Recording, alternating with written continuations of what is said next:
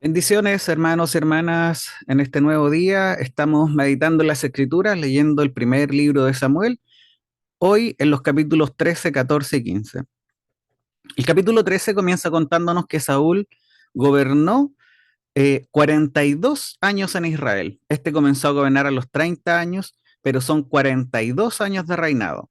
Como nosotros leemos solamente algunos acontecimientos y lo hacemos en pocos días, quizás nos puede dar la impresión de que fue en menor tiempo, pero es importante el punto. 42 años duró el reinado de Saúl.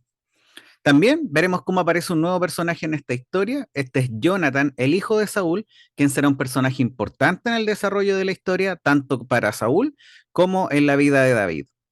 En el capítulo 13 vamos a meditar sobre dos verdades importantes en la vida del creyente. La primera es sobre la paciencia y la segunda es el temor a los hombres antes que a Dios. Y en ambos puntos veremos su relación junto con la desobediencia. En el relato veremos cómo Saúl es expectante ante una batalla contra los filisteos. En este relato veremos cómo los filisteos dice que tenían 30.000 carros, 6.000 hombres a caballo, gente tan numerosa como la orilla del mar. Esto, sumado a que el pueblo de Israel desertaba y se escondía al ver esta verdad, dice que también había escasez o prácticamente nula provisión de armas, por lo tanto había un escenario muy desfavorable para Saúl. En este contexto es donde nos cuenta que Samuel había señalado a Saúl que le esperara 7 días. Este lo esperó, pero al final del plazo se desesperó y comenzó a hacer lo que no le correspondía. Ofreció holocaustos a Jehová. En ese hecho podemos pensar cómo Saúl logró esperar 7 días, pero al final del camino no fue capaz de esperar un par de horas. La impaciencia se hizo amiga del temor y trajeron un resultado desastroso para la vida de Saúl. Samuel llegó a los pocos minutos de que esto había ocurrido. Samuel, al ver esto, le dice a Saúl así: has obrado neciamente, no has guardado el mandamiento que el Señor tu Dios te ordenó, pues ahora el Señor hubiera establecido el reino de Israel para siempre. Es decir, Saúl ha desobedecido y la consecuencia es quitar su reinado y el de su familia sobre Israel. El no ser capaz de tener la paciencia de haber esperado hasta el último minuto, claramente nos hace recordar el relato de nuestro Señor Jesucristo sobre los últimos tiempos que nosotros podemos leer en Mateo 24. Si vamos a Mateo 24, veremos en los versículos 12 y 13 que dice nuestro Señor así: y debido al aumento de la iniquidad, el amor de muchos se enfriará, pero el que persevere hasta el fin, ese será salvo. Estamos viviendo tiempos turbulentos y no podemos hacer otra cosa más que atesorar y meditar en estos versículos, porque vemos un aumento de la iniquidad. Esta iniquidad se está apoderando de este mundo. Esta iniquidad que a muchas veces a muchos turba en gran manera, al punto en que en vez de mostrar y seguir insistiendo en el amor que el Señor nos ha entregado y así poder ser luz y sal en medio de este mundo, pareciera que al igual que un niño cuando se amurra, se va contra la pared y no quiere ver ni quiere hacer nada. Hermanos, nosotros debemos perseverar hasta el fin. Y esta perseverancia tiene que ver en mostrar el amor verdadero y tratar de ser luz y sal en medio de este mundo.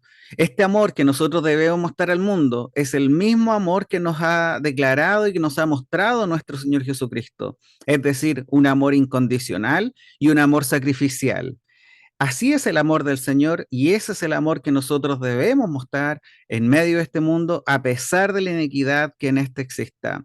No va a ser fácil y es por eso que nuestro Señor nos anima a perseverar hasta el fin. Y el segundo punto al cual hice referencia, que tiene que ver con el temor a los hombres, es igual a decir que ya no hay confianza en Dios y en sus promesas. Cuando valoramos más lo que el hombre dice o hace frente a lo que Dios ha prometido, esto simplemente nos llevará a la rebelión. Hay una mayor claridad en la gravedad de los hechos ocurridos en el capítulo 13 cuando nosotros leemos los versículos 22 y 23 del capítulo 15. En el capítulo 15 volvemos a ver la desobediencia por parte de Saúl y Samuel declara una gran verdad y quiero pedir que ojalá pueda destacar esta en sus Biblias o anotarlo en algún lugar. Cuando usted lea los capítulos 13, perdón, en el capítulo 13, perdón. En el capítulo 15, los versículos 22 y la primera parte del versículo 23, vemos que Samuel le dijo a Saúl así, le dijo, se complace el Señor tanto en holocaustos y sacrificios como en la obediencia a la voz del Señor. He aquí, obedecer es mejor que un sacrificio y prestar atención que la grosura de los carneros, porque la rebelión es como el pecado de adivinación y la desobediencia como iniquidad e idolatría. Por lo tanto, la vía fundamental de la que disponemos para expresar nuestro verdadero amor a Dios es justamente a través de la obediencia que Él ha declarado. Por eso nuestro Señor Jesucristo también lo deja claro. En el capítulo 14 de Juan, versículo 15, dice, si me amáis, guardad mis mandamientos. Por lo tanto, si nosotros queremos realmente y decimos realmente amar a Dios, nos preocuparemos por obedecer. A los ojos de Dios no hay nada que sustituya la obediencia sincera. Y por eso estos versículos nos entregan una gran verdad. Y tenemos que poner atención al entender de que la rebelión es como pecado de adivinación y la desobediencia como iniquidad e idolatría.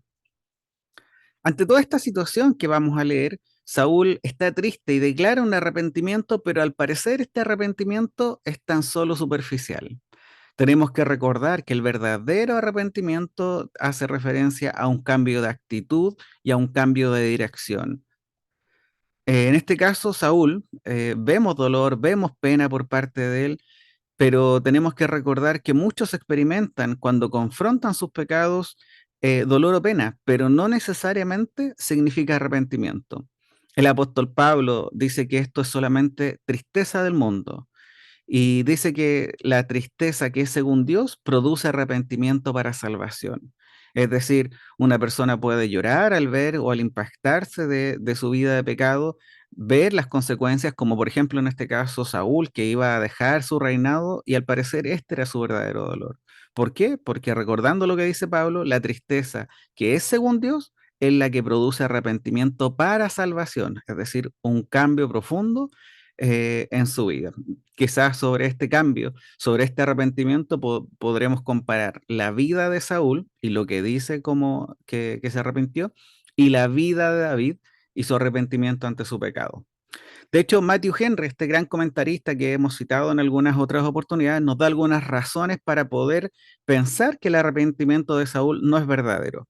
Este dice así, dice, hubo varias señales de hipocresía en el arrepentimiento de Saúl. Número uno, le suplicó a Samuel a solas y parecía muy ansioso de quedar bien en su opinión y de ganar su favor al respecto. Número dos, aunque le confiesa, también justifica su falta y ese no es el camino del verdadero arrepentido.